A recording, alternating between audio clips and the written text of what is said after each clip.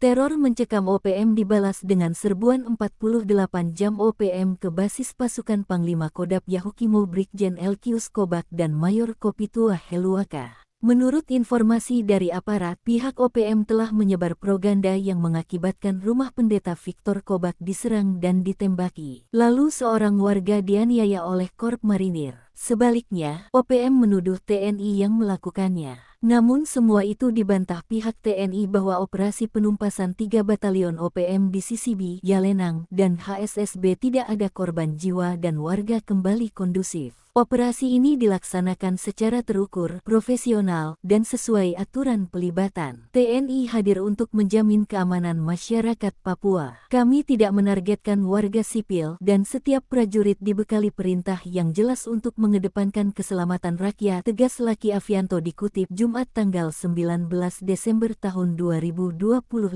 Namun, Sebi Sambom jubir OPM menuding telah terjadi baku tembak selama 48 jam. TNI menggunakan pasukan drone dan menyerang pusat pertahanan OPM, melakukan bombardir dengan granat dan bom. Sebi membantah klaim aparat keamanan yang menyebut telah merebut markas OPM. Yang digerebek bukan markas, melainkan tempat tinggal sementara. Markas TPNPB Kodam 16 Yahukimo disebut masih ada, demikian pernyataan TPNPB disampaikan Sebi. Namun Sebi mengakui jika pembakaran rumah warga oleh pasukan Kompi Busa atas perintah Komandan Batalion HSSBI Mayor Enos Kobak karena merupakan inten TNI. Sebi juga mengaku dari pihaknya ada korban dan kerugian karena TNI telah menembak salah satu komandan operasi OPM meski hanya mengalami luka. Satu anggota TPNPB mengalami luka tembak di bagian kaki paha dan dilaporkan masih hidup, jelasnya. Sementara pihak Gereja Departemen Hukum dan HAM Gereja Injili di Indonesia mendesak Presiden Prabowo dan Panglima TNI Jenderal Agus Subianto menghentikan operasi militer pada momentum perayaan Natal. Mereka menuding TNI Polri telah rumah pendeta Victor Kobak di Jalan Gunung, Kabupaten Yahukimo, ditembaki dan dibombardir menggunakan senjata api oleh tim gabungan TNI Polri. Belum ada keterangan dari TNI terkait klaim dari GIDI. Tetapi klaim Sebi jika OPM menembak 3 anggota TNI hanya kabar hoaks. Kami pastikan tidak ada prajurit TNI yang gugur dalam operasi ini. Informasi yang disebarkan oleh kelompok bersenjata OPM bertujuan membangun opini menyesatkan dan tidak sesuai